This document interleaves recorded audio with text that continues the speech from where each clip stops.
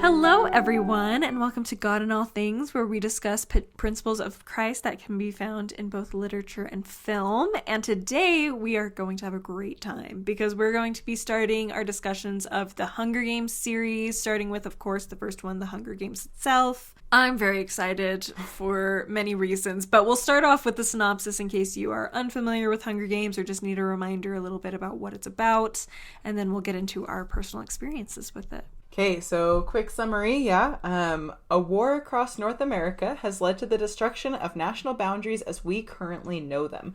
Remaining is the all-powerful capital and 12 subservient districts, each in charge of producing various items for the whole.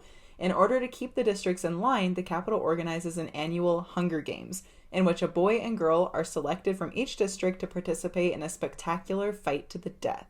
The coal miners from District 12 are too poor to put resources into proper nutrition, let alone training for the games. Therefore, they are usually counted out of the competition. This year, however, the tributes are Katniss and Peeta, and from beginning to end, they are unlike anything the Hunger Games has ever seen. Great. So there's that. Get us all pumped. So personal experience. I read these within the span of a week. In 6th grade. I think it was over Christmas break, and I read the first two in like 2 days literally, and then the third one took me a little bit longer, which is why it ended up being a week, because it was more like 5 or 6 days that it took me to read the third one. But I loved them. I was amongst those who just fell in love with them very quickly. The films came out I think a year or two after I read the books, and I really enjoyed those as well. Of course, there's always things that change. And so, especially at the time, I was like, oh, I don't like this or this. But, I mean, I continued to watch the films growing up. The last time I read the first Hunger Games probably was 6th grade. There may have been another time I reread it a little later, but it wasn't that much later. Like, it's been still a really long time since I've read the first one. The second one I actually reread several times. And the last one I haven't reread at all. So this will be really fun to re-experience them, especially as an adult, and especially having watched the movies so many times, enough to where like I know the movies well enough that I can easily compare with the books. And I, so far, will say I think I, in some ways, do prefer the movies, but not in a, like, I know, the tea. Book lover blasphemy. Yes, I know. But it's not in, like, a I hate the books way, or I was even bored with the books way. Like, I still really love them. I just feel like it creates an entire experience when you do both, because in the books you're able to gain a lot of background, particularly of characters. There's a lot more character development, and we get the history and backstory of a lot of the side characters in the books that we don't get. We also get a better understanding of how the Capitol works and more specific definitions of like things that are in the books. So like mutts, we understand better because of the books. We understand the importance of what the Mockingjay symbolizes when you read the book. So there's a lot that the books add that I think is really important and make the movies even better. But I think the movies are able to, because it's not just Katniss's perspective, it's able to expand the world a little bit more and make the overall stakes a little clearer, because you're able to see those scenes like with President Snow behind the scenes, or like Haymitch having an impact behind the scenes as well. And so it makes things a little bit clearer of what the plot points and stuff that are occurring to Katniss. So I feel like it creates a whole experience, and I wouldn't want to like only do one over the other. But I think the overall experience of watching the movies ends up meaning a little more to me. They just have such a good score and like the colors and the way they like mess with that, especially in the later 3 movies, like so good. Anyway, so that's my rambly thoughts about all of my experience with the Hunger Games. Awesome. I read them in middle school. I don't actually know if I ever read the last one. Oh no. I know I read the Hunger Games. I feel like I read Catching Fire. And I may or may not have read Mockingjay. Okay. I watched the first movie, definitely. I'm pretty sure I watched the second movie, and I'm pretty sure I'd never watched the third movie. I think to this day I have never seen the third movie. Movies. Oh, third. Oh, is it 2-part? 2, yeah, I think I definitely haven't seen those. So this is going to be all new to me by the time we get to the end of the series. Yeah. I got nothing. There were certain things I remembered from this book, but most of it was a mystery, especially like the little details, you know. Yeah, that's pretty much. I'm not a YA person. Yes. I don't like young adult fiction. I don't normally do it, but I did thoroughly enjoy this. But my personal favorite experience with this book, I was reading it at work, right? Mm-hmm. And I didn't have a bookmark with me, so I was just like reading it, and then when a guest came, I was like sticking my phone in there, you know. Mm-hmm. Then it like hides phone and keeps place. Yes. But then I was helping this little girl, and she like left, and I was like, okay, bye, have a good day. And then she walked up to me afterwards and goes, do you want a happy card? And I said, what's a happy card? And she showed me. Oh, cute. Oh, God loves you. Said, yes, I do want a happy card. So now that's been my Hunger Games bookmark, is my happy card. So perfect. From the little that girl is at so work. Cute. Oh my gosh. That's so perfect. Bookmark all of your God in All Things podcast things with that. She has no idea, but now she's like, she is my God in All Things bookmark. Oh. And I wrote down her name and when she gave it to me so that I can remember. So cute. I guess for those of you just listening on the podcast, it says God loves you. Oh, yes. Sorry. On there. It's just a little, like, what's this called? Index card. Yes. That says God loves you in very childish handwriting. Yes. It's just so sweet. So cute. I love that so much. That's so perfect. You're like, wow, little girl. Yep. You could just sense what I'm doing. Love that. Okay. So for specifically this first book, we will, like I said, we're going to do several videos discussing the Hunger Games series. We're going to do one for each book. So look forward to that. So today we're just focused on the Hunger Games itself. And the gospel principle we're going to focus on today is the law of sacrifice. As an introduction, one of the first laws discussed in the Old Testament and in the temple is the law of sacrifice. In those days, in the days of the Old Testament, it was associated with animal sacrifice. But even then, it was meant to bring the people to an increased understanding and relationship with their Savior. Today, we have been asked to sacrifice what we have, who we are, and our very lives, if necessary, to the building up of the kingdom of God. This looks different for everyone depending on the plan God has for each individual. But regardless, it provides an opportunity for us to prove to God and ourselves our faith and love for Him. And it also explains that representation of the law of sacrifice, representation of Christ and the law of sacrifice in Alma, chapter 25, verses 15 through 16. And I'm just going to do a couple parts of those verses. I'm not going to read the whole thing, but it says, they did look forward to the coming of Christ, considering what the law of Moses was a type of his coming. The law of Moses did serve to strengthen their faith in Christ, which the law of Moses very much surrounded the idea of sacrifice and sacrificing animals, to repay for sins. And that was very much a type or a symbol of Christ who was to come and would be the ultimate sacrifice. And so today we want to, as we discuss the Hunger Games and go through the plot points and stuff, we really want to focus around this concept of the law of sacrifice, because that's very central to this first book, which ultimately leads to everything else that happens in the series, is how Katniss lives the law of sacrifice and how that inspires other people and strengthens them as well. Do you have anything specific you want to add before we get started? Yeah, so in addition to kind of the you have like the obvious, very physical, tangible sacrifices of like animal offerings, right, that we don't do anymore. I don't know. I feel like when we think of sacrifice, we tend to think of very physical things, right? Mm-hmm. And then in the context of the Hunger Games, it's very physical things as well. We're sacrificing bodies and objects and those kinds of ideas. But one of the other things that is talked about with the law of sacrifice is the idea of repenting with a broken heart, with the idea of repenting with a broken heart and a contrite spirit, right? And kind of sacrificing, I don't know, almost like our pride, I guess, but that's, I don't know if there's like one word to really encapsulate that, but I know that's another part of our temple covenants, right? And something that the prophets have talked about is the idea of sacrificing our hearts and our spirits in repentance. I love that. And I think we do get hints of that with Katniss in this. Oh, yeah.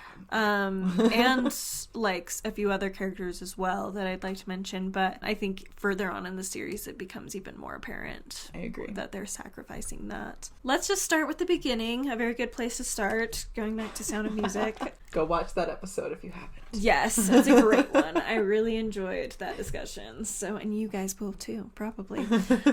So anyway, let's start with the beginning. In the beginning, we're starting with Katniss and her family. We're really just getting to know them, and then Gale, her best friend, and who is also sacrificing for his family. And we see very quickly, one of the first notes that I have at least is actually just on page 9 of my edition. We see that Katniss kind of has this idea of sacrifice a little bit in her blood, because one of the first things we learn about her parents is that her mother was a wealthy woman. She was part of a wealthy family in the town. I mean, as wealthy as you can get in District 12, which is relative, but for their town she was very wealthy, but she ends up giving that up to marry Katniss's father. And it even says, Katniss explains it, she says, she must have really loved him to leave her home for the seam. I try to remember that when all I can see is the woman who sat by blank and unreachable while her children turned to skin and bones. I try to forgive her for my father's sake, but to be honest, I'm not the forgiving type. But we see very quickly that she comes from kind of a lineage of sacrifice for a principle, for something that's more important. And she has a hard time probably fully understanding that, because she's in survival mode. And so the idea of living a lifestyle where you're fed and safe, and then not only leaving that, but then ending up like becoming lost the way her mother did after losing that thing that you sacrificed for, like, doesn't make sense to Katniss, especially at this point. I think eventually it starts to make more sense to her. But we do see just in that moment that it is in her blood to be willing to sacrifice something that seems really important and life-saving for something that you believe is more important. I like that you said that it's ingrained in her, even though she doesn't really understand that. I think that that's really key to her at the beginning. Actually, on page 9 of my edition, her and Gale are hunting in the woods, and it's when Gale tells her that they could leave and run away from the district, right? And it's like, she says, I don't know how to respond. The idea is so preposterous. She's like, she doesn't even, and she talks about how they have to take care of their families, right? And that's immediately where her brain goes. She's like, we couldn't do that. She makes the joke he makes the joke, if we didn't have so many kids, talking about their siblings and parents. And it's just like this idea of like, I have to be here. Like, I can't just leave. The sacrifice is so ingrained in her that she doesn't even recognize that there is another option that she could just go. Like, it's just immediately a joke in her head. She's like, there's no way. Obviously not. And then they play off of his joke about kids, right? And she says, I never want to have kids. And he goes, I might if I didn't live here. And she says, but you do. And it says that she's irritated. And it's kind of another really interesting thing, where she talks about how like Gale will kind of ramble on against the Capitol, and he's like really angry against the Capitol, and she's kind of not, because it's just like, this is how it is. And that conversation shows that to me, you know, where she's like, you do live here, so it doesn't matter. And I kind of see that as an interesting way where another thing that she's sacrificing for her family and to survive is her ideals. Like, she kind of sacrifices the idea of having any ideals and believing in anything bigger than getting food on her family's table, and she just kind of ignores that. And it's almost like she's sacrificing her ideals for herself, because she knows like getting away would be great, but she knows her sister couldn't handle it, and she knows her mom can't handle it either, frankly. And so like that's what stops her, is that they wouldn't be able to be okay. Like, they're going to be more okay staying than leaving, even if there is that one chance that Prim could end up in the Hunger Games, that like is still better than the alternative to her. Like, and so for her ideals would be going to the woods and living there. Like, she'd be beyond happy to do that if she could, but she is more focused on the ideals of the ideal lifestyle and living situation that she can create for her family. Yeah. That's actually a different way of reading it than what I was referring to. Oh, okay. I like that too. But I meant ideals in terms of like something to fight for. Like how Gale wants to fight against the Capitol and be angry, and she kind of gives up that, that kind of, I don't know, that fight. Which I only bring up because I think that's going to change later on. Yes. where she stops being so willing to, and she has to sacrifice in a different way. That's later on. But, that's fair, yeah. But I think it sows that seeds right here, where right now she's almost sacrificing for the sake of the Capitol. Like she's giving into the Capitol for the sake of her family. But there's like these underlying layers here, Like she's not quite willing yet to risk her family for the ideals. Yeah, exactly. But I do really like the idea of that ideal lifestyle too, where like she's giving up what could be perfect for her for the sake of others, the other people around her. Yeah, I think it's interesting too. I read one talk called Between Two Gardens by I'm going to say this wrong, but Monte J. Broth. It was a BYU speech from 1996, and it kind of talked about the sacrifices from Eden, the Garden of Eden, to the Garden of Gethsemane, right? And where after Adam and Eve left Eden, they built an altar to make sacrifices, right? And that's when they were doing those burnt animal offerings. And then that was fulfilled in the Garden of Gethsemane where Christ sacrifices his life for us, and it is kind of that ultimate sacrifice that all of those previous sacrifices were in similitude of, right? And so I kind of liked this connection to, it's almost like District 12 is like her lone and dreary world, where she has to make these kind of daily, really, like, she's killing animals. She's literally, she's going through that same process of killing animals to feed her family and making all of these sacrifices to hunt in the woods, putting herself in danger of being, killed any day for hunting.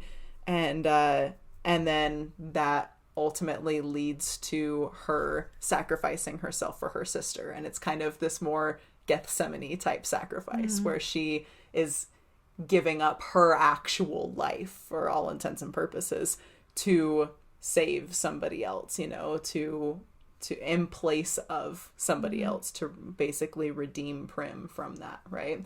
And I think it's cool that all of the sacrifices that she makes before that moment and leading up to that moment are really what prepare her to ultimately win in the games. It's because of those years of trials and difficulty and, of having to hunt, of her dad being gone and her mom abandoning her emotionally and physically, I guess, too, in a way. Not the way we normally think of abandonment, but neglecting. Neglecting her. It's the sacrifices that come from those challenges and everything that she considers a hardship in her life that leads her to be able to make that sacrifice for Prim successfully and come back from it. It's this very like savior, she like makes a sacrifice and then accomplishes it and comes back from something that nobody really expected her to. And I love that whole that whole concept. I love that a lot too, because I feel like we actually see, and I won't get too much into it because it is later books that we see it, but she does further develop from like, she does do the sacrifice for Prim, but eventually she starts sacrificing for their whole world, basically. And so it becomes even more of a type of Christ in its own way, her story, because she moves from, sacrificing these smaller things, moments, energy, things for her family, to sacrificing her life for her family and for her loved ones. And then she ends up sacrificing a lot for the greater good and for everybody, which is it just gets bigger and bigger. So yeah, I guess we'll really quickly mention going into her sacrifice for Prim. Yeah, the reaping. So that is the next plot point. So they all gather around. We have the reaping. We meet Effie Trinket, who's just she's a delight in her own way. You start off kind of hating her because of what she represents, but as you get to know her, she starts to show a little more emotion, and you also just kind of like, you realize, I feel like she's a very good representation of the Capitol as a whole, as far as like all these people. Like by the end of the series, again, don't want to get too much into it, but they end up Katniss focuses primarily her anger on Snow, because I think, especially with Effie, she realizes that a lot of them are just misinformed and like they just don't understand.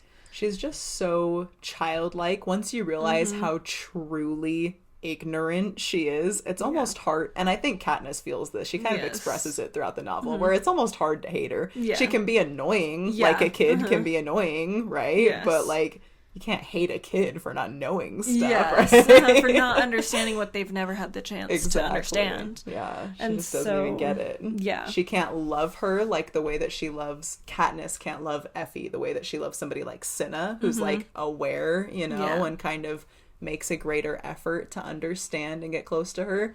But yeah, you can't hate Effie. Yeah, you just can't. You can't. So we get there, we meet Effie. They, of course, choose the ladies first, which is like, every time they say it, like in the movie when she's like, ladies first, and you're like, this is not where we want to say that. Like, that's not comforting. Like, she acts like she's like showing respect because ladies first, but like, they're being chosen to go to their death, pretty much. Like, that is not, no, go ahead and choose the men first. I don't care.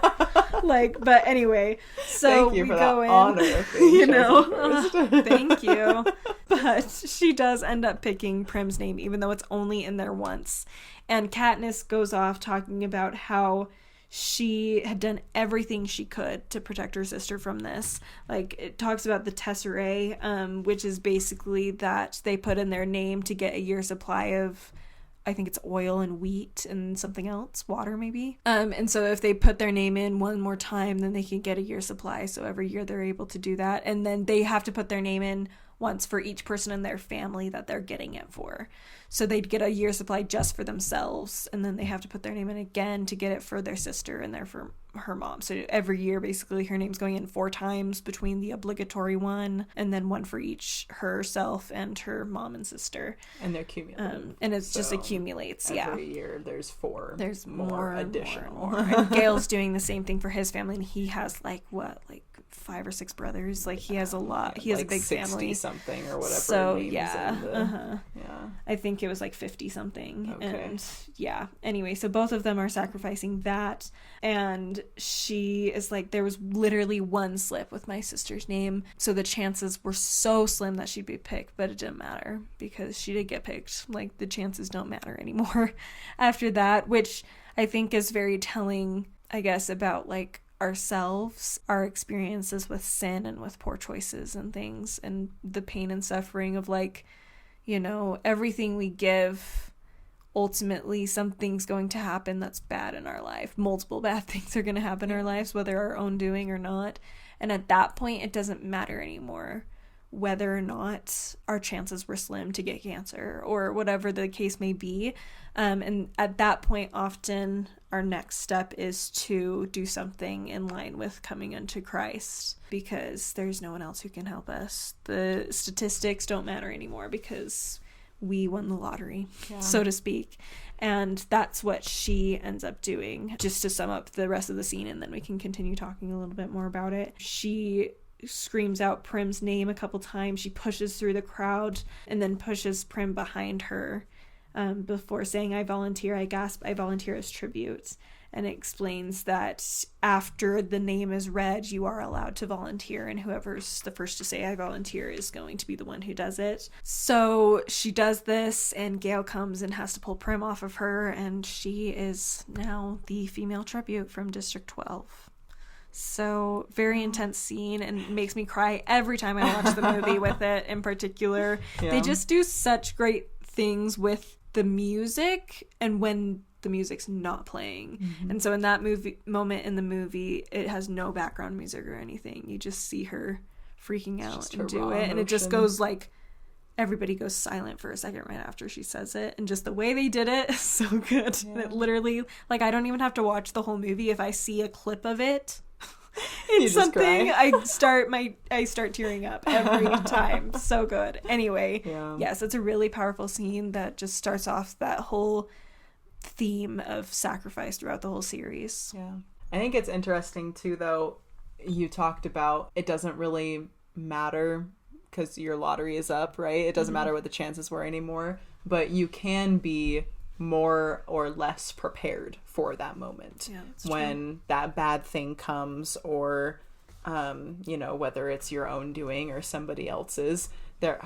I mean, I hate to admit it, but the number of times I've been on my knees and said, Heavenly Father, I pray to you multiple times every day, and I read my scriptures every day, and I go to church every week, and I have a calling, and I do FHE, and you know, and like all of this stuff where I'm like, I can list and list and list the things that I sacrifice for you. So why is this happening to me right now? Like, why do I have to have this trial right now?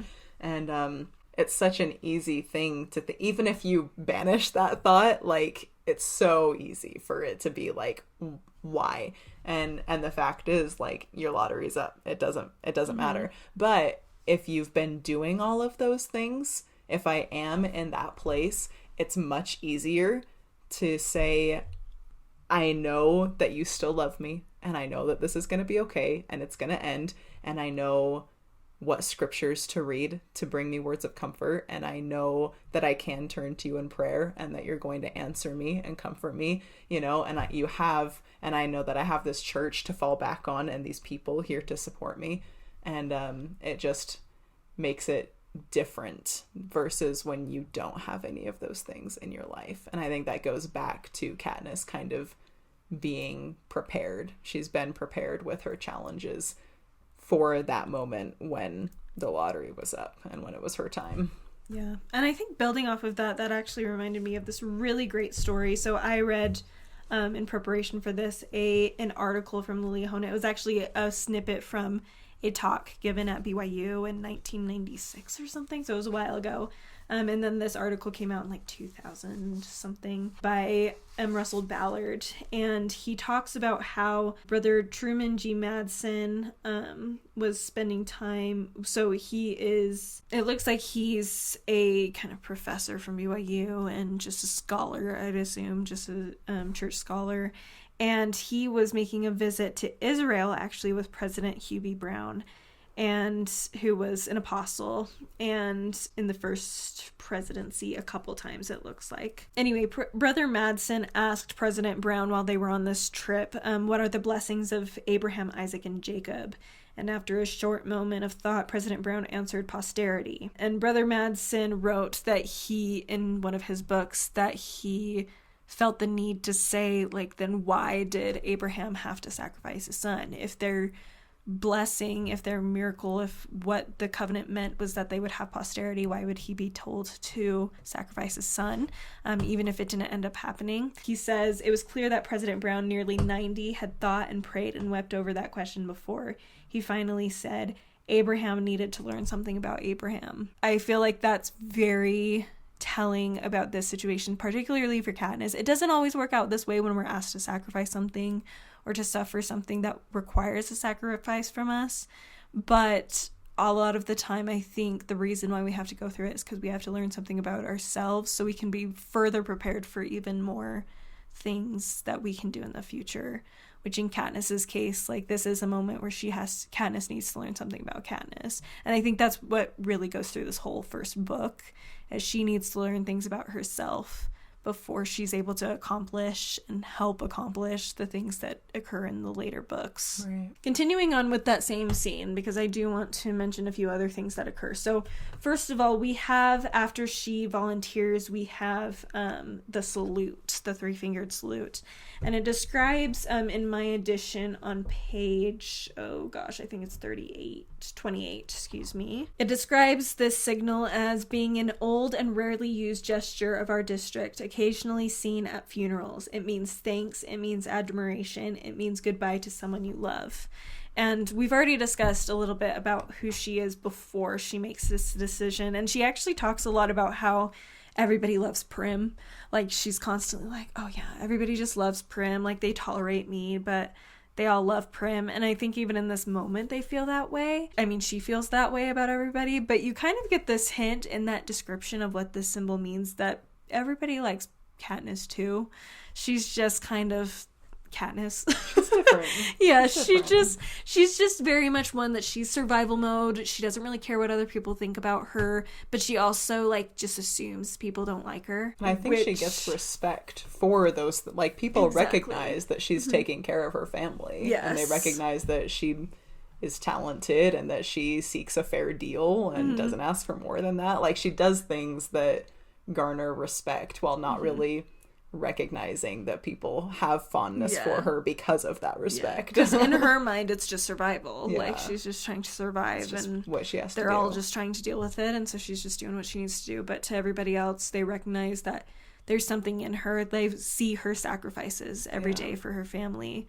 And so that moment where she gets that salute is a really big moment for us as a reader to recognize that this district has seen something in her that is important and that is impactful enough to use. It's not just like some signal in their district that's like used for loved ones. Even it's a rarely used thing, and in this case it's extra sad because they see her as going to her death. Right, she's for gone. This, like, they don't expect her to come back, but they do want to show that respect, which they don't. It's not like they do that every year for everybody. And just the fact that she volunteered for her sister, like, I think that was part of it, but I think they also are like, that's just who she is.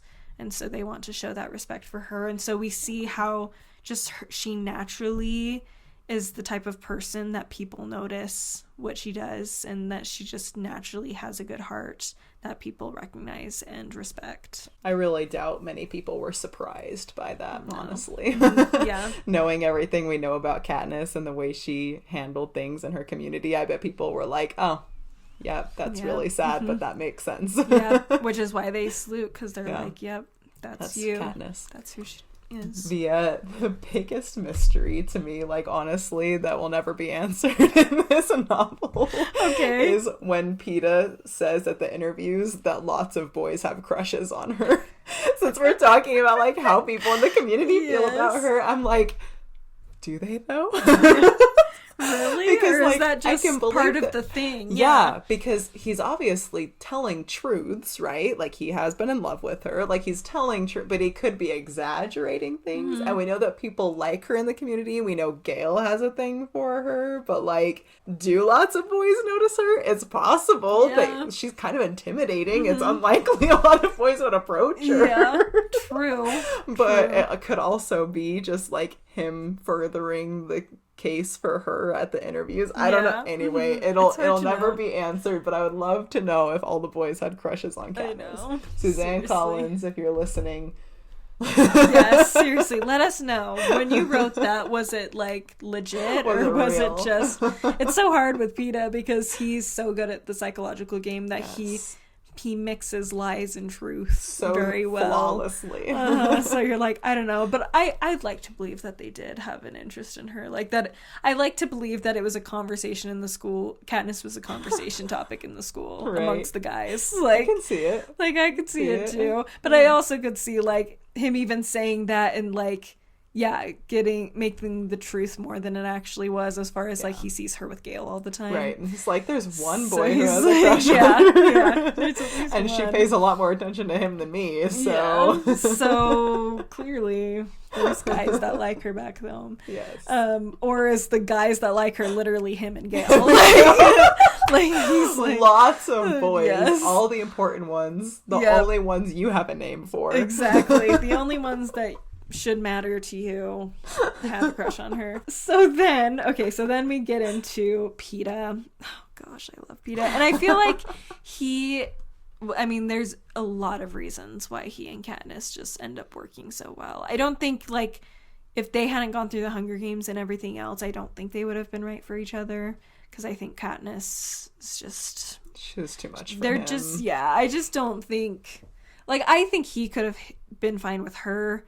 I think she would have had a hard time with him. Okay. But not necessarily because he wasn't as good as her. I just think that she is a little more judgmental and she looks down impatient. on people who don't know how to take care of themselves. Yes. And she sees him as somebody who can't take care of himself. Yes, like she points out many times in this book a lot of things that he doesn't understand because he's grown up in a relatively wealthy household. Yeah.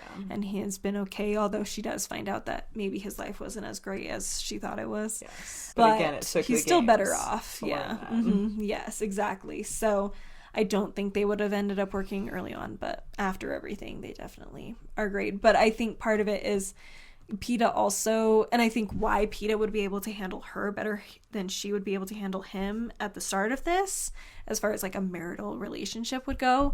I think it's because Peeta does understand sacrifice for something beyond survival.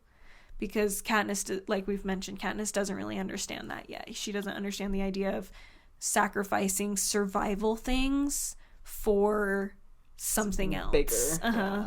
Even just sacrificing survival things for her family for something bigger. But Peeta does. He's already on that path. And so I feel like that's why he would be able to handle her better, because he would be more understanding that way and be like, you know, you're more important to me than this or this or this, where she couldn't do that. And so I mean, he's just so ridiculously patient and understanding. He could handle anyone. Seriously, he is so and we see very early on that he has this sense of sacrifice. I mean, right away with his bread story. Yes. The boy with the bread. He ends up, so just to summarize, basically what happens is she's basically on her last leg. Her family's gonna die. Her father had passed away like a month or so before this, a couple months before this. She's literally collapsing in the street. Yes, like this from is, she is out looking for any scraps she can find for herself and her family because they're all gonna die soon. And her mom's completely shut down emotionally, and so she's not doing anything. And so, but she knows that her and her sister will be taken away from their mom if anybody finds out what their mom's doing or not doing. And so she's, out looking for scraps. She's basically thinking, I'm going to die in the next day or two if I don't get something. And so is my sister. And so she's wandering around. Nobody's giving her anything. She has these baby clothes of Prim's that are all raggedy and nobody wants. And finally, she ends up at the bakery, which is where Peeta's family is. His dad is the baker of the town. And the mom comes out and sees her and yells at her to get away from the trash can. And then a second later, Katniss is walking away, but she ends up hearing some shouting and looks back. And Peeta comes out, and he's clearly been hit. And he was yelled at for burning the bread. And he comes out and the mom tells him to feed it to the pigs because that's the only one who will eat it. And he is going to, but while he doesn't even look at her, it says he just is looking at the pigs, but he just throws it out towards Katniss instead. And we find out later that he did burn the bread on purpose in order to give it to her. And the hit from his mom actually swells up the next day and it looks really bad. But we see very quickly that he's willing to give up part of their family's livelihood. He's willing to let his mom hit him in order to save Katniss, a girl who he doesn't really know that well beyond just observation, which is just only gets you so far. Sorry, everybody. Hey, no, he's in love with her at that point. He fell in love with her at 5 years old. Okay? Yes. So he's... Serious observation. Yes, it's true. It's true. But ultimately, like, he only knows so much about her. No, for and, sure. And, like, to be willing... It's one thing, like, it's a crush at this point, really. So, like, the fact that he's willing to do that just shows a lot about him. Yeah. It is also a person's life, though. So, even if it was... I feel like... just from what we know about Peeta, it's likely he would have done the same thing for anyone. Yeah, it makes it more meaningful that it's Katniss, but if we really think about him, I think that he would have actually been willing to take a hit from his mother for anybody dying in the street to throw bread at them. Which I think goes back to idea of him understanding sacrifice in a way Katniss doesn't yet. Yeah. Because he knows that what's really important is the people around him in general, not just himself and his one or two people he loves. Yeah. Which he's probably been able to learn simply because he has better circumstances. Because if you're in that mode of trying to feed your family and that's it, I don't know if you really can learn any other kind of sacrifice. I think it takes a lot more courage to do it. Yeah. And as a child, I mean, like, she just, how do you even like, I don't know. It would be very impressive for her to learn to care about something other than not starving. Yes. And so absolutely. The circumstances that she kind of looks down on PETA for also kind of give him that ability to learn kind of the superior law, the superior sacrifice.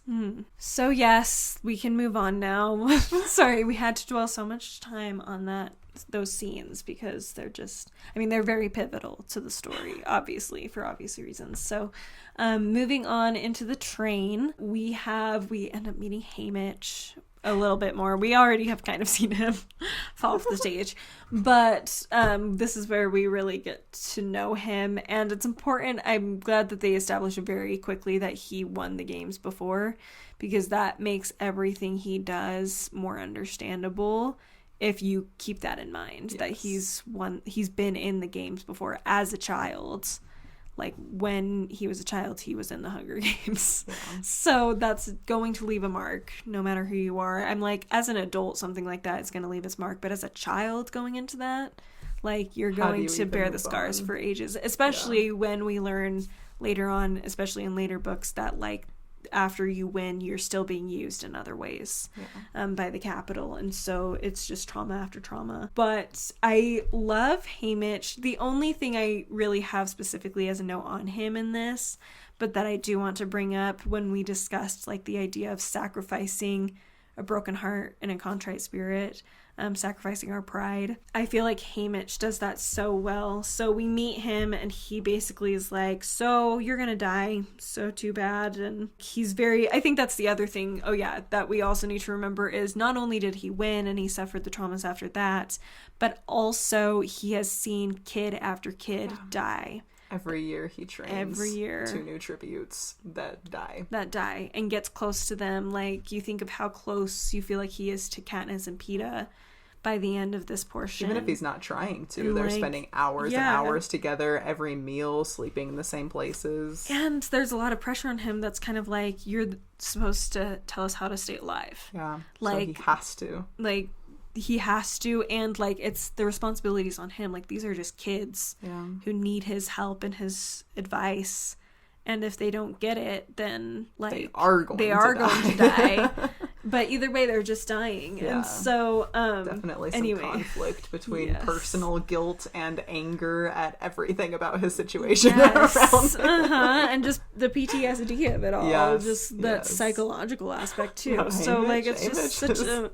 It's understandable, basically, why he's a drunk. Most of us would probably be a lot like him, if we're being real honest. Honestly, there's, like, I mean, we can get more into that PTSD methods of treating it and, like, coping with it, I guess is a better way to say it. But I'm like, there's a lot of ways, but Haymitch is a very strong way that I think a lot of people would fall into. Alcohol's a pretty common way. I'm like, later on, like I said, we see a lot of, like, pretend, like, denial, a lot of anger from some of the other people who have experienced similar things. But for Haymitch, going in the drink and becoming sarcastic and bitter makes sense, unfortunately. So also, we also learn later that he was in the 50th anniversary, the Quarter Quell then, and for that one they had double tributes. So he also was in a games where there were double the amount of kids dying. So even worse. So he was like, he participated in that one? Or yes, okay. he participated. That's the one he won. Okay. It was 25 years ago, and the 50th one. Well, 24 years ago at this point, but anyway. So makes it even more impressive. Yes, that he's an impressive person. Hasn't like offed himself or something, or that he survived it. Yes, that too. Yeah, had to survive twice the number of kids. Yes. Anyway, so we see that, and then PETA kind of is like, okay, I'm gonna go talk to him. Katniss is like, it's useless. Like, she's just like, ain't gonna do it, because she doesn't do other people right now. Like, on a personal level, she does not do other people, and so she's just like, okay, whatever. I'll figure it out myself. That's what I've always done. Whereas PETA's like, no, we need the help. So he goes and talks to him. He ends up, Haymitch later comes in after dinner looking nice. I guess this is actually after they've already gone to the Capitol and they've arrived there. And so PETA and Haymitch have had discussions. I can't remember if this is after I think it is after the girl on fire moment where she has the dress and stuff. Yes, it is, the chariots. I do want to talk about this. This is after they've already had these conversations. And Katniss notices that he's about as sober as I've ever seen him. He doesn't refuse the offer of wine, but when he starts in on his soup, I realize it's the first time I've ever seen him eat.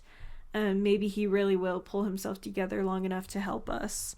And that small moment is such a great moment of sacrifice, having talked about everything with Haymitch, that we were talking about giving up your pride. I think in his case, he's giving up his fear and giving up his trauma to help these kids and setting that aside. And I don't want to like suggest that that's a simple thing to do, or that anyone can do it, or anybody should necessarily. Sometimes, or that he's perfect at yeah, exactly. Like, he's still dealing with it, and everybody has to deal with their trauma their own way and their own timing. I just mean, he's also had long enough that he's in a position where he's probably much better able to find a way to cope with it in a way that will allow him to help them, because it's been like over 20 years since that early trauma has happened. So I do want to make that clear, because anyway, but I do think that he sacrifices a lot to be able to have the strength to help them, and that it's amazing to me that he was willing to do that, because I don't think a lot of people would be in that situation. So no, that's a really good point. And I think that, I mean, it definitely helps that they kind of have proven themselves a little bit at this point. You know, probably most of the tributes he gets are like scared little, like, Yes. Whereas he's kind of seen, you know, he's gotten punched in the face by PETA and had the knife thrown by Katniss, and then the chariots make them look really good. And so I think he sees something in them that makes him willing to make that sacrifice, which makes it a little bit easier. But I think that it's a really good point that that's a really, really difficult and scary thing to do, even if you can do it. Choosing to, you know, being able and willing is really impressive. And so I just think that I'm really grateful to have Christ in our lives to be able to help with that process. Yes. That is a factor that Haymitch was probably missing, but could have helped him a lot, I'm sure. But being able to, you mentioned he gave up that fear and that trauma, and I kind of wanted to finish that sentence a little bit, like giving it up to Christ. You know, we can put those things in Christ's hands, and he'll help us carry them. All right, so then moving back to PETA really briefly, at least as far as before we get into the actual Hunger Games themselves.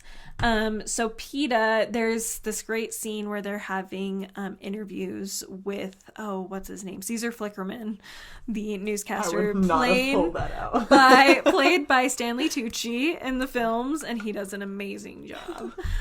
We love Stanley Tucci. Anyway, and so we have this interview sequence where each of the tributes are being interviewed by Caesar Flickerman just for a couple of minutes, and Katniss is second to last, and then PETA's last.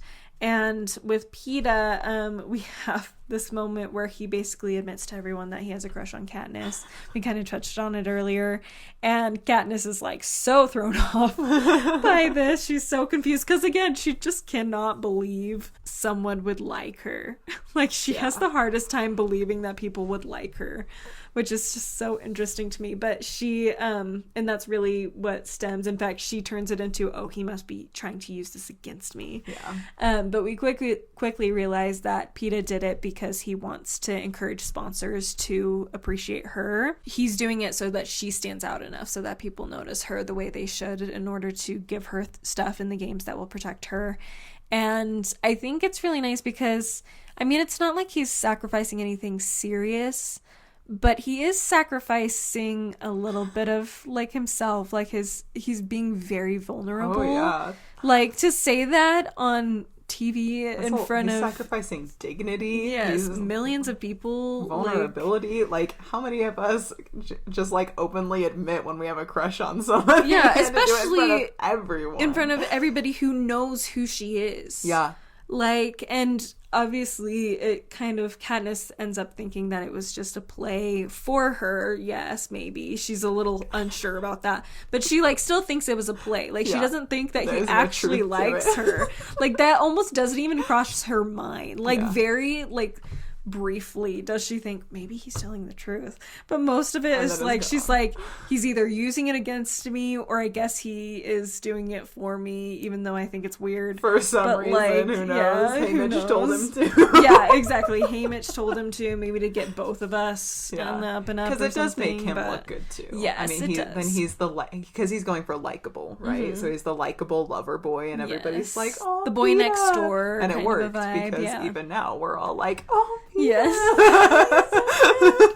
Yep. So, I mean, I know PETA's so good at the psychological aspect of the games, like, because he is a very genuine person anyway. So, like, he just puts that in himself, but then, like, he also knows how to word things just right and time things just right to make it so that it has the greatest impact. But he's still just a genuine person, so it all just works together for his good. But yes, he does have a very vulnerable moment in this moment, and so I appreciate that we see very quickly that he is making sacrifices for Katniss still during these games. Like, you can see, if you're paying attention, especially on a reread, you realize that everything he's doing is for Katniss to survive. He doesn't expect to survive himself. Yeah. And he kind of straight up says that a couple times, but like, there's a part of you, especially on a first read through from Katniss's perspective, you're like, I don't know about that. Yeah. Like, come on, you kind of are trying to survive for yourself, but really everything he does is ultimately for Katniss more than himself. Yeah, and we see that going into the games, he sacrifices a lot too, in ways that she continues to think he's working against her, but ultimately it's all just for her. And even in the end, that he's working for the love story to get that going. Right. But, like, it's, like, legit, like, it's for her. Like, it's not just for the story behind it. And so I really love seeing that in PETA, and even when we go into the games and see him join the careers, and he also does it, like I said, he's just very good at the psychological game, so, like, he's doing these things that are ultimately for Katniss, primarily for Katniss, but he does the right things to make it not look like it's for Katniss, because I think part of him knows how the Capitol would respond to that. That they wouldn't treat it favorably ultimately, and could cause problems for him if he's showing them that he cares more about Katniss than he does for himself within the Hunger Games, where it's every man for himself. That's the whole idea behind it. Yeah, it's less fun, and it's not the idea that they're trying to perpetrate through the Hunger Games. They're trying to perpetrate this idea of, like, you know, humans become animals when they enter war, and that's why we don't want another war. And you have just enough hope that, like, ooh, my child might get out, and so you're less likely to fight back because there's just that enough hope that you're like, oh, well, they could still get out. But ultimately, their whole idea, and I think, and eventually we'll talk about the Ballad of Songbirds and Snakes too, but that's where it's a lot clearer that that's their ultimate goal, is to show that war makes animals of us all, so you don't want to rise up against us to start a war, because that's just gonna, it'll turn into one giant Hunger Games. Exactly. And so the idea of PETA going completely against that idea and saying, you know, this is who I am, and I care about Katniss. I'm gonna die Yes. and try to make sure she I'm lives. not gonna turn into an animal. I'm still gonna maintain my humanity, at least on some level. Right. The Capitol would not be down for that. So that the things he does for Katniss in the games are to make it seem like it is for himself, but they're calculated just enough that they actually help Katniss more than him. So yeah, we see him work with the careers. We also see him going against Cato actively after the Tracker Jacker scene, when Katniss is hallucinating and Cato and Peeta run up, and Peeta tells her to get out of there and then fights Cato to slow him down, and then that's when he gets his injury to his leg. So we see a lot of this throughout, which again goes to show that Peeta's well aware of what sacrifice means, especially true sacrifice for people you love. It's just a very powerful thing to watch, and I just love Peeta. Thank you for coming to my TED Talk. Anyway, along with that, before we continue on to the next point, I did want to read this quote that's actually by Joseph Smith about the principle of sacrifice and the relationship between it and the principle of faith. It says, "Let us here observe that a religion that does not require the sacrifice of all things never has power sufficient to produce the faith necessary unto life and salvation. It is through the medium of the sacrifice of all earthly things that men do actually know that they are doing the things that are well-pleasing in the sight of God." And I think that goes to show that something is much more valuable and it becomes much more important when you're willing to sacrifice for it. And I think that is a power that Peeta gives to Katniss as well, is that because he's clearly willing to sacrifice for her, it makes people pay attention to her and who she is as well, which spurs on a lot more later on as well. It makes sense, yeah. If he's willing to give up so much for her, then she must be worth something. Yes, exactly. All right, so then we go into Rue. Everybody cry really fast. Moment of silence. Moment of silence for Rue. We have gotten to know her a little bit. She's kind of followed Katniss around, and you get the feeling probably part of it is because she saw Katniss volunteer for Prim, and so there's just kind of an intimate trust already there for her of like, this is someone who volunteered to save her sibling, and Rue's the oldest in her family, so it probably made her think, I think it was less about like, oh, I'm the same age as Prim, like maybe she'll protect me. I think it's more about she's like, I'm an older sister and I would do that too. Mm-hmm, yeah. Exactly. And so I can trust someone else who would do that, basically. And then Katniss sees Prim, so then there's kind of that mutual connection there. Yeah, absolutely. It's interesting that Katniss, I mean, it's kind of this conflict, right? Because Katniss sees Rue as Prim. You know, she makes these connections right off the bat, right? To kind of her size and age. And then Rue's named after a flower as well, right? Yeah. Or something like that. Yeah, like she very clearly associates Rue with Prim and feels this inherent trust and this need to protect her. And so it's like, you can make sense of the fact that she's drawn to her and decides to protect her. But then there's also this inherent problem where Katniss knows that any kind of relationship with Rue is only going to make her life worse. She knows that it has to lead to heartache, right? Starting with just the fact that, I mean, she says that she knows that Haymitch would be upset with her. Like, she imagines Haymitch rolling her eyes that she chose the 12-year-old little girl to ally with, right? And that right there, like, she knows that she's relying on Haymitch for sponsors, for gifts, for all kinds of help, right? So right there, she's, like, sacrificing potential favor from Haymitch, who she thinks doesn't like her anyway, to hang out with Rue. And then on top of that, she's putting herself in a vulnerable place, knowing that she'll protect Rue if they get attacked together, right? And then she's putting herself, even if you took it to the extreme and said that they were the only two left, I genuinely don't think I could tell you what Katniss would choose to do. I don't know. I don't know. Because part of me wants to say she could never kill Rue.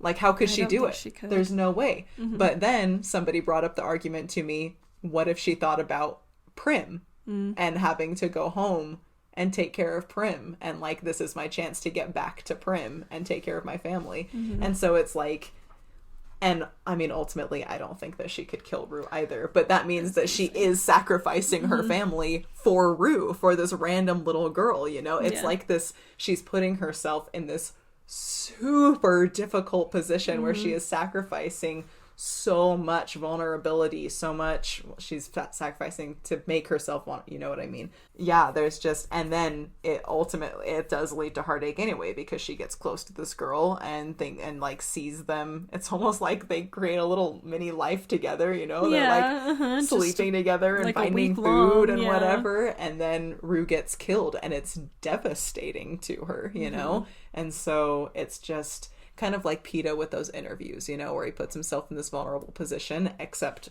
with Katniss, it's a life and death vulnerable position.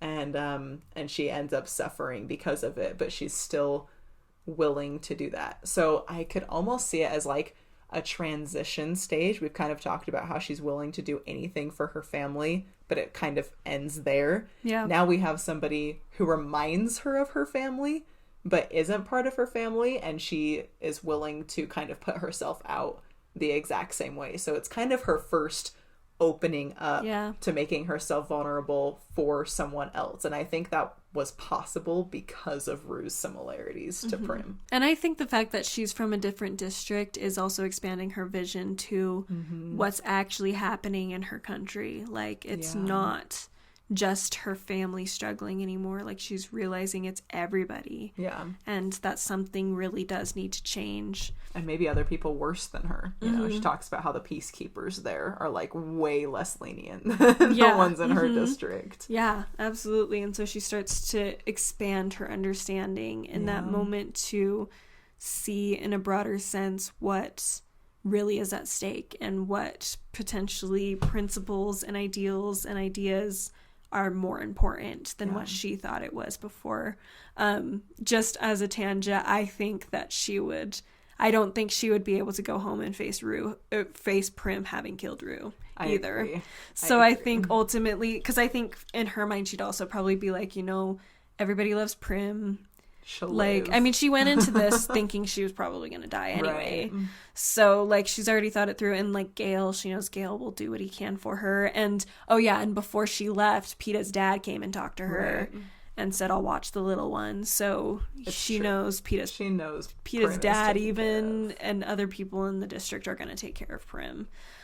So I think ultimately, she would have been willing to die for Rue to get her out of there, because that's just who she is. And I think that would turn her into a martyr, and she still would have accomplished what she ended up accomplishing in a lot of ways. At least would have kicked off something. So anyway, that was a tangent, but I just felt like I had to make that little argument. No, I completely agree. But I don't think it would be an easy decision necessarily. I think it would still be a lot out of her. It is a major sacrifice. Okay, so we have Rue and Katniss as allies, and we see Katniss do a bunch of little things to sacrifice for Rue. In this moment, she sacrifices her food for her. She sacrifices her sleeping bag to help Rue stay warm, and feels all guilty that she's had the sleeping bag while Rue's been just sleeping in trees with her jacket in this cold area. And then unfortunately we do see Rue pass away, and it's really heartbreaking. Like I said, in the movies they just know how to play that music just right to make you just sob, but it's a really sweet scene. It also does it amazingly. Just kind of another cinematic note. I really love how they have it from Rue's perspective when she's passing away. Like, it has like the cameras in her perspective. I just think it's very impactful, and I also think it helps us connect with seeing Katniss from an outside perspective a little bit more, because obviously most of it is from her perspective pretty much. It's one thing to like yourself versus and how you feel about yourself versus how you feel about another person, if that makes sense. Like, if we're in Katniss's head, we're kind of thinking about her as like, not like we're her, but kind of, you know, like we're right there with her, as opposed to having Rue kind of viewing Katniss singing this song to her as she passes away is just very impactful, to be able to see why people would rise up because of Katniss. And I really like this because getting back into, I mean, up until now, Katniss has given up and been willing to give up a lot of physical things. Her life, which, I mean, is that a physical thing? But anyway, that's a whole other abstract conversation. But she's given up her food. She's giving up her sleeping bag. Those are the things she's giving up. But now we see her start to give up something more that's a part of her. Specifically, Rue asks her to sing her into her passing, which is just so sad. And she talks about how her throat is tight with tears, hoarse from smoke and fatigue. But if this is Rue's last request, I have to at least try. We see her say, after Rue has passed, she's just thinking about Peeta's words back before the games where he said, you know, I wish I could come up with a way to make it so that they know that they don't own me, that I'm still me, that they can't change me. And she starts to understand. It says, for the first time, I understand what he means. I want to do something right here, right now, to shame them, to make them accountable, to show the Capitol that whatever they do or force us to do, there is a part of every tribute they can't own. That Rue was more than a piece in their games, and so am I. And this is where she gathers up armfuls of flowers, and slowly, one stem at a time, I decorate her body in the flowers, covering the ugly wound, wreathing her face, weaving her hair with bright colors. I step back and take a look at Rue. She could really be asleep in that meadow after all. I press the 3 middle fingers of my left hand against my lips and hold them out in her direction. Then I walk away without looking back. So she's sacrificing in this moment even her family's safety in a way, because she's starting to kind of stick it to the Capitol, like Peeta is trying to. It's this moment where this is really a moment that sparks a lot of what happens in the fallout, and it's because she's showing that she's willing to sacrifice everything to show that to prove to the Capitol that they can't win, that there's always something that they'll not have with their people, and that's who they are, and the kind of humanity that actually is in them, even if they try to ignore that by putting them in the games. And it's just a really beautiful moment, I think, for Katniss. Again, that whole Katniss needs to learn something about Katniss. She needs to learn that she is actually a very principled person. First of all, more than she realized. In fact, she does have those ideals. Yes, exactly. She has them, and they are important to her. She just needs to be in the right situation to be able to force her to face that, and take that on. And back to this article that I've been referencing, it discusses, it's actually a talk by Elder Russell M. Nelson back when he was just of the Quorum of the 12 Apostles. In 1987, actually, he gave this talk of the lessons from Eve, and he talks about how the laws of obedience and sacrifice are indelibly intertwined. As we comply with these and other commandments, something wonderful happens to us. We become more sacred and holy, more like our Lord. And I think, and he also says our highest sense of sacrifice is achieved as we make ourselves more sacred or holy. And I think this is a big moment for Katniss, and she has many more, but I think this is a big moment for Katniss where it's a sacrifice that's intertwined with a type of obedience, as far as obedience to her beliefs and principles that she does have. And that's what makes this moment so powerful, is it goes beyond just her normal sacrifice. It's about something bigger than herself and even bigger than her family, which is just empowering to her and ends up being empowering to a lot of other people as well. I had a very similar comment about kind of obedience, and I wasn't sure how to bring it in, but that's perfect. Okay. Where I was kind of reading about like that combination of obedience and sacrifice, right, and how they work together. And I was like, in my note, I wrote that she has to grow willing to sacrifice her safety and the safety of her family, like you talked about, right, in order to do the right thing and fight that kind of bondage that the Capitol is putting on them, which I think that we can see in ourselves sometimes in social settings where sometimes it can be kind of scary to stand up for the things that we believe in when they're different from the people around us, but we have to kind of break free from that and what people want us to do, and sacrifice in that way, sacrifice kind of our comfort and safety in that way. But then I was thinking it feels kind of backwards because she's like being disobedient to the organization. Yeah. But the organization is the ones in the wrong, right? They're they're an unrighteous organization that is doing the wrong thing. And so by being obedient towards her principles, her values, and sacrificing for those, she's ultimately like upholding the right thing and upholding righteousness. And then I also didn't want to brush over her I wanted to go back to her song a little bit because you talked about it, but I think that it's just so impressive. This is something that has been like the hardest part for Katniss throughout this whole time, right? Like leading up to the games, kind of all the preparation in the Capitol. Her biggest struggle has been letting people see her, because she just kind of like wants to hide away, right? Yeah. And for the interviews, Haymitch is like, I don't know what to do with you. Like, don't make them hate you. Yeah. Ultimately, he's like, I have no idea. You're nothing. What are you? I don't know. And she's like, I don't know either. Just here, man.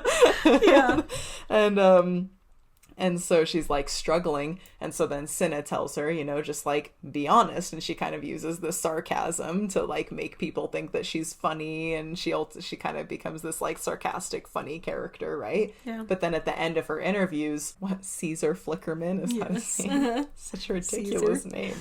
So Caesar asks her about the reaping and about her volunteering for Prim, and she shuts down. It's like instant, right? She's up there like giggling and twirling and having fun, and then she's like, nope, yep, it was hard, bye, you know. And it's really hard for her to open up to people, because that's the part that she doesn't want to sacrifice, right? Where Peeta says, I don't want them to take my humanity, that's what I want to hold on to. She doesn't want them to take her family. Shocker. Yes. That's what she's unwilling to sacrifice to them. And so this moment where she opens up, where she sings that song from her dad as if she's singing to Prim, it's this very like, this is something that she would only do with her family, right? Like, this is something she would do for Prim, and that's it. She says that she doesn't sing this ever since her dad died, right? Like, it's actually a point of trauma for her, where her dad sang, and since her dad died, she doesn't sing. And so I just think that I just wanted to bring attention to like how big how much of herself she's giving in that moment when she sings to Rue. I super appreciate that. That's great. It's such a big turning point. I mean, it's the climax of a lot in the book. I mean, there's a lot of other things. Lots of climaxes. There's lots of climaxes, but I think as far as a transition point, and I think if we're looking at rising and falling action, I think it is a climax on its own of just seeing this moment where Katniss starts to change. And I don't know if change is the right word. I think it's more like she begins to understand herself better in a way that's positive. Of herself, and like you mentioned before, the world around her. She's just generally, her understanding is increased. In a very important way. Thank you, Rue. Thank you, Rue. Your sacrifice it meant a lot. It meant something. Rue especially because Katniss let it mean something. Katniss goes on to make it more. And then, this is a very small thing, so we don't need to dwell on it too much, but I do want to mention it because it's probably on this reread the one moment that I actually cried reading the book. I mean, Rue's death is always sad, but I mean, like I said, the movie just does things in a way that just work with the music and everything. But the one part that did make me cry in the book, and also I went into it knowing she was going to die and when, so it wasn't like it was surprising. So yes, the moment that impacted me that does have to do with sacrifice as well is she gets, not long after Rue passes, she gets a parachute. And she says, I open the parachute and find a small loaf of bread. It's not the fine white capital stuff. It's made of dark ration grain and shaped in a crescent, sprinkled with seeds. I flash back to Peeta's lesson on the various district breads in the training center. This bread came from District 11. I cautiously lift the still warm loaf. What must it have cost the people of District 11 who can't even feed themselves? How many would have had to do without to scrape up a coin to put in the collection for this one loaf? It had been meant for Rue, surely, but instead of pulling the gift when she died, they'd authorized Hamish to give it to me. As a thank you, or because, like me, they don't like to let debts go unpaid. For whatever reason, this is a first, a district gift to a tribute who's not your own. And then she says, my thanks to the people of District 11. I want them to know I know where it came from, that the full value of their gift has been recognized. Which just, I can't even read it without, feeling the sting of tears. But it is beautiful just thinking about, she's talked to Rue a lot about how hard it is in Rue's district. Just, the starvation that Katniss already experiences. They also have peacekeepers, like we mentioned earlier, that are more strict. And so the fact that they were willing to do that for Rue in the first place, but then to have them then give it to Katniss, where they could have taken it back and given it to someone in the district who needed it or anything like that, but instead they decide to let Katniss have it as just a sign of their appreciation for what she did.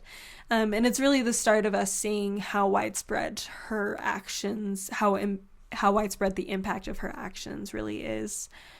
Because, like she said, it's the first time that's ever happened that a district has sent in a gift for someone not in their district. Yeah. And so, yeah, like I said, made me cry. And I like, too, that she makes this sign of, this means a lot to me. This sacrifice means a lot to me. And I like the way it's written, too, because it's very reminiscent of the way the scriptures treat Christ's sacrifice, of the recognition of the depth of that sacrifice and how we are seeking to do that as well. It's in some ways it's an odd comparison, but just the language used made me think of Christ and that's how cool.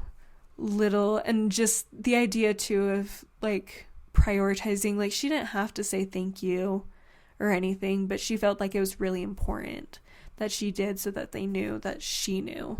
Yeah. And I think everything we do in regards to Christ and the gospel should be in an effort to show gratitude for a gift and a sacrifice that we can't repay and that had a greater depth to it than we could ever understand. Okay, so that's it for Rue. So then we move into where they find out that Peeta and Katniss can win together. Yes. So exciting. And this is when I love that, Rue's her first moment of really sacrificing for a greater need outside of herself and her family. But our next moment is with Peeta. Yes. Because there's several moments. First of all, the fact that she stays with him despite the liability that he poses now.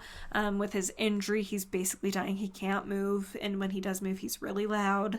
She puts herself in a super vulnerable position physically. She even says, I found him, and I'm here with him. I can't just leave him. But the thought does go through her mind, I would have a better chance of surviving without him right now. But she runs to him. That's the part that I think is so cool. She finds out, she gives away her position. I know. She shouts his name. Peeta! And then immediately takes off to go and find him, even though she knows that he's been injured this entire time. Okay, I think it's that, it has to go back to that inherent sacrifice that we talked about at the beginning. She just, if she finds out that they can both survive, and so it doesn't even matter what the liability is, she has to make sure they both survive. She knows how to survive. He doesn't. She's gonna go make sure he survives. And I just, it's just part of her, whether or not she understands her reasons for it or not. Yes. And then I think she has a little bit of a crush too. I was gonna say, I think she's kind of falling in love with Peeta already at this point. It's so funny reading the book too. That was one thing that was driving me crazy reading this, was the amount of time she's like, Peeta's just fine. I don't know how I feel about him. Well, I don't know. Maybe I don't think I like him. We're just trying to survive. I don't think he likes me. Well, maybe he does, but I don't like him. And I'm like, girl, You so like him. Shut up. Like, it's so It's a obvious. complicated place to have to work through your emotions. Complicated. So. But I am like, Katniss, again, like, Katniss is just still learning things about Katniss, because I think she doesn't fully realize how driven by love she really is. Yeah. For sure. And I'm how like, other people are. Yeah. Mm-hmm. Yes. She doesn't even recognize that Gale, like, it's kind of this, like, oh, like, something romantic with Gale? Nah. No. And obviously Gale is obsessed with her. But she's like, oh, we're just trying to survive. Like, that's her whole mindset. She doesn't even recognize which is understandable. Yes. But, like, the amount of times that she freaks the heck out, like, with the berries, and she thinks Peeta's dead, and, like, freaks out. I'm like, that is not fake. Yes. You were not doing that for the camera. No. Like, she couldn't. If she tried to do that for the camera, it'd be terrible. And it was not... And it also was not, like, she has a few thoughts of, like, you know, if I was in the district and I saw someone on the TV, like, be able to save so-and-so, like, I wouldn't be proud of them if they didn't. Like, She acts like she's worried about what people back in her district will think if she does certain things. But I'm like, nobody reacts that way to someone they just kind of, like, want to protect for some, like, for a general, like, reputation. Like, no, like, you don't have to scream at him over the berries for your district to like you still. And, like, yeah, in a district where you don't care what anybody thinks about you. honestly. So I'm like, you clearly love him. But anyway, she does sacrifice a lot for him, just with him being a liability. She's uncomfortable with injuries and illness, like, that's a big no-no, but she takes a lot of time. I know that she's like, no, I have to do this for him. Where she easily could have been like, I don't know what to do, sorry. Like, I don't like this, I'm uncomfortable. She wants to vomit and run away, and she just stays and deals with it. And that takes a lot of strength. Yes. I don't know if anybody else has issues with illness or injury. Oh, Kariana does. Look at that. Perfect. It depends on the thing for me, but that's fair. Like, as soon as you start talking about pus, you're like, absolutely not. I can't do it. I can't do it. Like, when she describes draining the bucket of pus, I'm like, oh no, there's no way.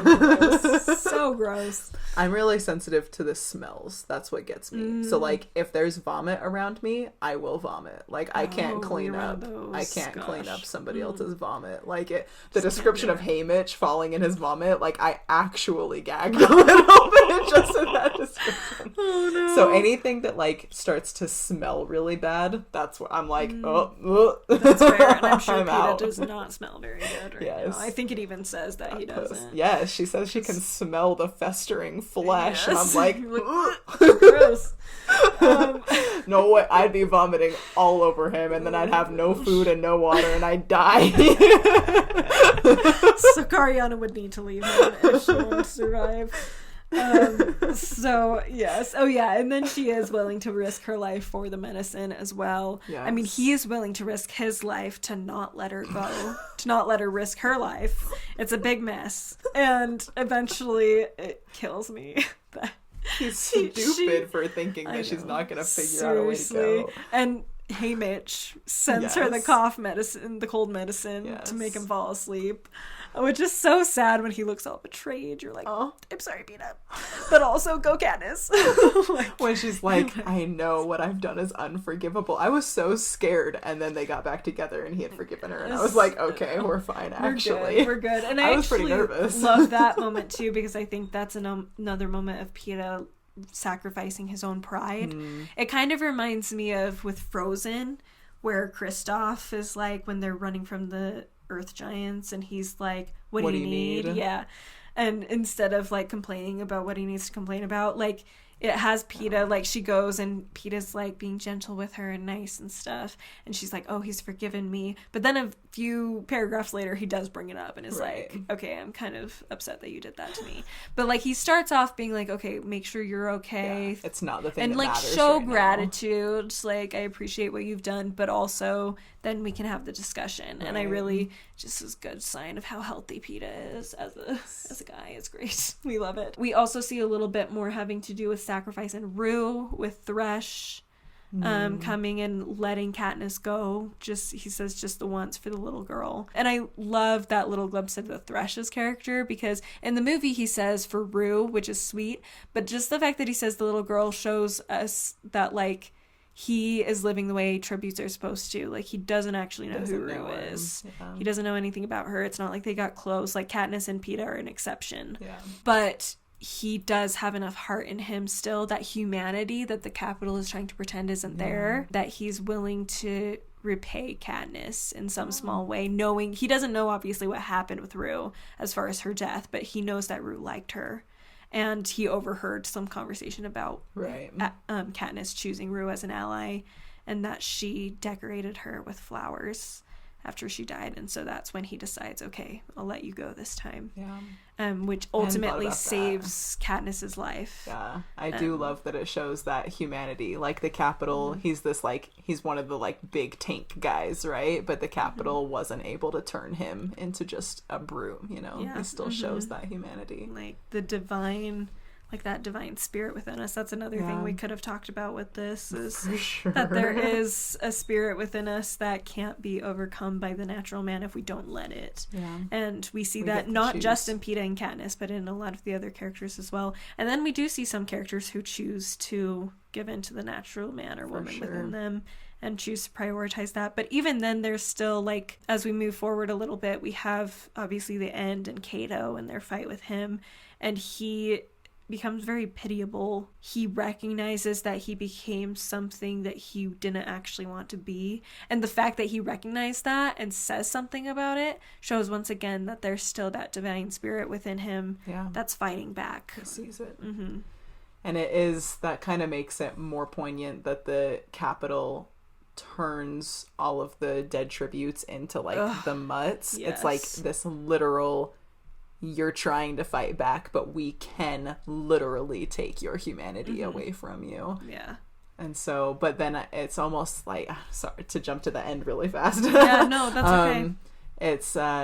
It's kind of interesting that the Capitol, like, does that really, like, sharp contrast, right? Like, we're taking humanity away, you are dogs and you will do our bidding. But then Katniss and Peeta still ultimately win by being willing to die with each other rather than... by showing their humanity. Rather than doing that final, like, succumbing into what the Capitol wants. And so it's like the Capitol thinks that they've got it. They think that they've shown it with this final... like, technological, like, show of strength, but then Katniss and Peeta ultimately, like, they haven't taken their humanity, and so they win because they chose to. Is ultimately what it comes down to. Yeah, I love that, and I love that you brought up the mutts, that whole situation and that connection, because I mean, first of all, it's grotesque. Awful. I hate it. I know. I had forgotten. I mean, I remember a little bit. I had remembered a little bit about that, because in the movies, they just have them be, like, weird looking dogs, which I'm like, I don't know how they could have done it in a way that would have made sense. Because unless they had one of the characters say something out loud, which Katniss does, I think, in the book. She does. She points it out. She kind of does to Peeta, but it's more like it's her. But so it's not very clear. That's true. It's so they could have made it clear, but I feel like it would have been corny at that point if they had been like, look, it's you know. So I understand why they didn't do it. And I also think it would have made it harder to keep it PG-13, which was what they were trying to do. It's pretty dark. With a lot of it was trying to keep it PG-13 and not go into R, rated R stuff. Yes. But anyway, I did want to mention too, along with that, this is a paraphrase of Revelations chapter 12 verses 9 and 11 from this article, and it's a very short little quote, but I think goes along with everything that we've talked about. And it says, "It is by the blood of the Lamb, Christ's atoning sacrifice, and our testimony that we are able to overcome Satan." And that's what, in essence, in a symbolic way, what Katniss and Peeta have that enable them to overcome the Capitol, both now and in the future, is their willingness to sacrifice what needs to be sacrificed, to show their humanity. Not just, like, I think we talked a lot about Katniss sacrificing for survival, but I think what made her human was her willingness to sacrifice for her family. but then she goes deeper into more of her humanity as she continues to sacrifice for other people, which is what Christ did. Yeah. And so that symbolism of Christ sacrificed for others, not for himself. And then Katniss and Peeta also have these principles and ideals that they hang on to in the end. In the end, Peeta and Katniss both hang on to their humanity. Yeah. That's what they're holding on to, is the idea that we're not pieces in this game. We're not animals that they want us to be. We are human beings and we're worth something. And so we are going to be willing to sacrifice ourselves, not because the Capitol is telling us to, but because we want to show that there's more important and bigger things than what the Capitol is telling us. And one of those things is that they can't control us, that we're still us. Yeah. Which is just a beautiful, beautiful way to spur us on into the rest of the series, really. So, I wanted to kind of bring it back to the idea of a broken heart and a contrite spirit, and talk a little bit about Katniss's relationship with her mom throughout the book. Okay, yeah. And I think that we know that I don't remember everything about the series, or even if I've read the whole series, but I know that this continues on into other books, but we're not going to be talking about the law of sacrifice with the other books, so I want to give it its highlight here. Absolutely. And then, just acknowledge that it continues on. So I was reading a blog post by somebody called, I think it's called Clee Clutch. It's a Tumblr account. Okay. So he wrote this whole kind of post about Katniss's relationship with her mom, and he goes through all 3 books, but I'll keep it to the Hunger Games. And so it's just kind of this idea that Katniss is very unforgiving towards her mom, right? And she's kind of unwilling to come up to her with that broken heart and that contrite spirit, right? She's unwilling to forgive. And so at the beginning of the novel, she says, I've tried to forgive her for my father's sake, but to be honest, I'm not the forgiving type. And one thing that I thought was interesting that this blogger wrote was that she makes it part of her identity that she doesn't forgive, and so she makes it this key part of who she is. Even though she obviously still loves her mom, she thinks about her mom a lot. She utilizes lessons learned from her mom. She talks about taking care of her mom and Prim, right? It's this package deal. And then on the train to the Capitol, Katniss points out, she says, now I was going to die without that ever being set right. Thinking about her mom and her relationship, right? So there's this desire for forgiveness and kind of repentance on her part, but she's not there, right? What I thought was the most interesting was at the very end, when Katniss wakes up after winning, she's been unconscious, and she says, my mother's hand strokes my cheek and I don't push it away as I would in wakefulness, never wanting her to know how much I crave that gentle touch, how much I miss her even though I still don't trust her. And so I think through the process of the Hunger Games starts to break her heart, because obviously, right? Yeah. The Hunger Games is kind of breaking down everything and making her look at things in a different way. And so it's forcing her to kind of break open and be vulnerable in the ways that we've discussed. And it forces her to reimagine her whole identity. We've talked about her becoming more aware of the people around her and the world at large around her. And at the very, very end of the novel, when they're headed back to District 12, finally, she's on the train, and she says that she starts to think about home, and she goes to change out of her dress. She says, as I slowly, thoroughly wash the makeup from my face and put my hair in its braid, I begin transforming back into myself, Katniss Everdeen, a girl who lives in the seam, hunts in the woods, trades in the hob. I stare in the mirror as I try to remember who I am and who I am not. And so it's kind of the whole thing has broken her down, and she's being forced to rebuild herself back up into something new. And I think it gives her that opportunity to kind of come at her mom with that broken heart and that contrite spirit. and that will continue throughout the rest of the story, where she's able to finally forgive and repent of that, you know, harboring those kind of ill feelings for so long, right? And so I just thought that was, I like that. I think that's an important part of the law of sacrifice. And so I wanted to, we brought that up a little bit before, but I wanted to kind of go back to it and talk more about kind of repentance and forgiveness and how that plays into Katniss's story as well. Yeah, I really like that. And I think that leads great into kind of a last thought about the law of sacrifice and what it means and what it represents. And it comes in the fulfillment of the law of sacrifice, which is explained in Alma 34 verses 13 through 14 by Amulek. The prophet Amulek is speaking. It says, "Therefore it is expedient that there should be a great and last sacrifice, and then shall there be a stop to the shedding of blood. Then shall the law of Moses be fulfilled.